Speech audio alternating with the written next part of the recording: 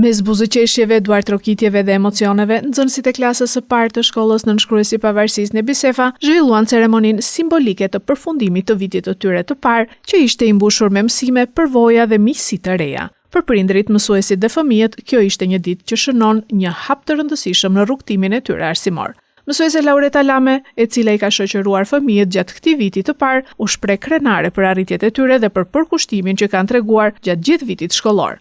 Sot zhvillojmë shpërndarjen e certifikatave si shenjë mirënjohje për përfundimin me sukses të klasës së parë.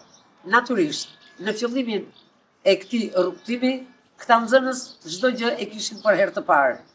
Shkollën, klasën, mësuesit, shokët dhe shoqet. Dhe në këtë impakt, normale që u krijua një përzierje ndjenjash, ndrojtja, frika, diku derdhe një lot, zëri që dridhej, dora që dridhej tek shkronjat e shkronjat edhe numrat e parë. Por me kalimin e ditëve, hap pas hapi dhe ditë pas dite, në kujdesin tim dhe në përkrahjen e prindërve, realizuam me durim dhe me këmbgulje të gjitha ato që ne kishim në plan.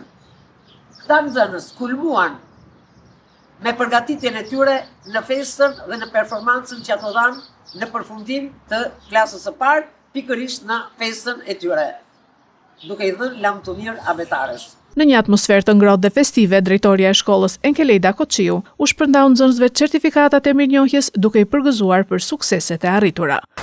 Leandro Gjibeziu. Alim Ndonjë. Faleminderit. Majdi Miko. Omar Mirke.